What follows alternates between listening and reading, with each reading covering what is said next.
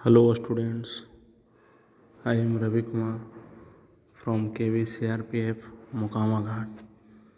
आज हम लोग ज्योग्राफी के 6 chapter natural vegetation and wild life यानी प्राकृतिक वनस्पति एवं वन्य जीवन के बारे में हम लोग जानेंगे।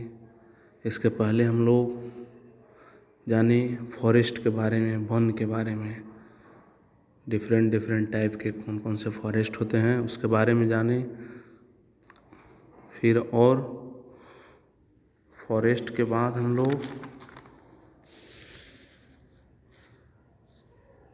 फिर ग्रास लैंड के बारे में भी हम लोग जान गए हैं।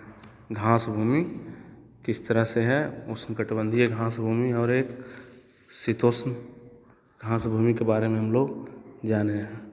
अब हम लोग थोर्नी ब्रुसेस यानी जो कंटीली झाड़ियाँ हैं उसके बारे में हम लोग जानेंगे। ठीक है, ओके। तो कंटीली झाड़ियाँ हैं जो ड्राई डिजर्ट, जो शुष्क रेगिस्तान है उसमें पाए जाते हैं कंटीली झाड़ियाँ ऐसा। ठीक है, और जो ट्रॉपिकल डिजर्ट है, जो उष्णकटिबंधीय रेगिस्तान मरुस्थल हैं, जो महाद्वीप के पश्चिमी किनारे पर अधिक पाए जाते हैं। यहाँ पर क्या है कि बहुत ही ज़्यादा गर्मी रहती है और बहुत ही कम वर्षा होने के कारण यहाँ पर वेजिटेशन की कमी होती है। वनस्पति बहुत कम उगता है, वर्षा ही नहीं होगा तो वनस्पति कहाँ से उगेगा। इस कारण वहाँ पर बहुत ही कम वनस्पति उगती है। और जो ये रेगिस्तान है, जो इंडिया का सबसे बड़ा एक डिजर्ट के बारे में हम लोग जानेंगे तो कौन है, थार, जिसे थार मरुस्थल के नाम से भी जाना जाता है। यह डिजर्ट जो है, जो भारत के कौन सा स्टेट में है, तो राजस्थान राज्य में स्थित है ये थार मरुस्थल। ठीक है, यह डिजर्ट भारत और पाकिस्तान दोनों देशों में फैला हुआ है। और यहाँ पर भारत के लिए सबसे बड़ी समस्या क्या है कि भारत और पाकिस्तान के बीच जो बॉर्डर है उसको प्रोटेक्ट करने के लिए सुरक्षा प्रदान करना बहुत ही मुश्किल है। क्यों?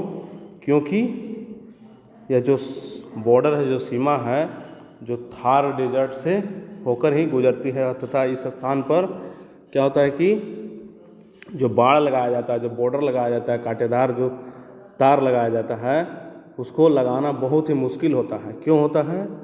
क्योंकि जो थार मरुस्थल है, जो उस पर अगर हम कटीली तार से लगाते हैं तो क्या होता है, जो बालू होता है, सैंड, जो रेत के जो बड़े बड़े सागर आते हैं, बहते हैं, वो टीला बन जाता है।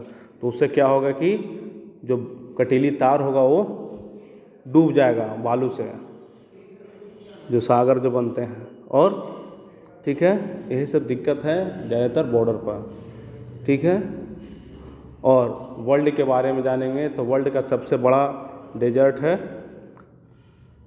वो सहारा है, जो अफ्रीका में है। गर्म मरुस्थल में सबसे बड़ा है जो सहारा है, जो अफ्रीका में स्थित है। ठीक है, और फिर जानेंगे हम लोग कि इसी तरह से ठंडा प्रदेशों में, जहाँ ध्रुवीय प्रदेश है, पोलर रीजन है, में अत्यधिक ठंडा रहता है वहाँ, जिसके कारण वहाँ पर क्या होता है, काई होते हैं या लाइकन या फिर वेरी स्मॉल सर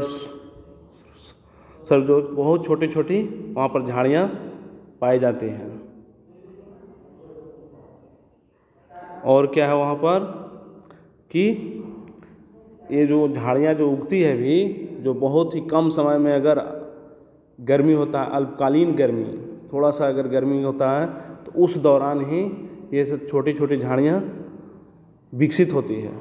तो इस तरह के वेजिटेशन जो वनस्पति होता है उसको क्या कहा जाता है, टुंड्रा टाइप्स के वेजिटेशन कहा जाता है, टुंड्रा प्रकार की वनस्पति कहा जाता है।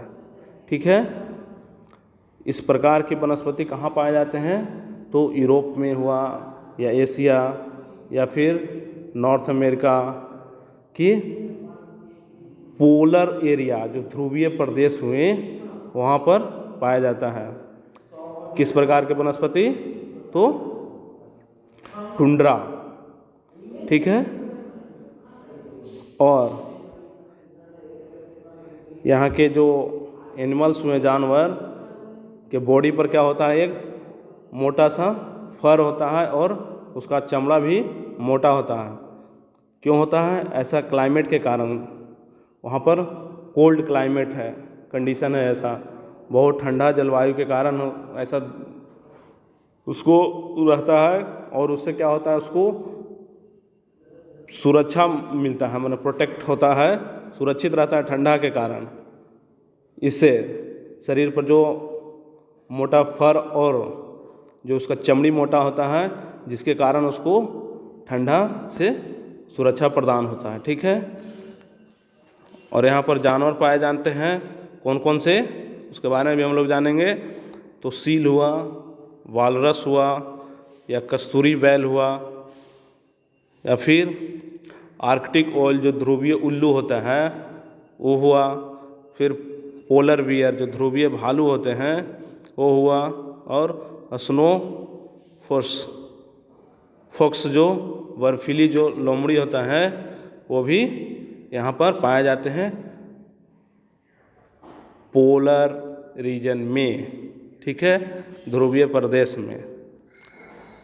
यहाँ पर फिगर भी दिया गया है, वालरस का भी है, फिर एक पोलर बियर है उसका भी दिया गया है, फिर सील का दिया गया है, सब फिगर है। तो इस तरह से वो जो टूर पर जाते हैं ये सब देखते हैं और इसके बारे में वो कल्पना करती है। कौन? जो सलीमा थी, कि ऐसे ऐसे जीवन है, वाइल्ड लाइफ इस प्रकार से होता है, और उसके बारे में कुछ जाने, सोचने लगे कि अगर ये वन नहीं रहते तो ये सब प्राणी कहाँ से जाते हैं, जो जंगली जानवर हैं वो मुश्किल रहता रहना, इसलिए वन भी लगाना बहुत ज़रूरी है, ठीक है। ओके।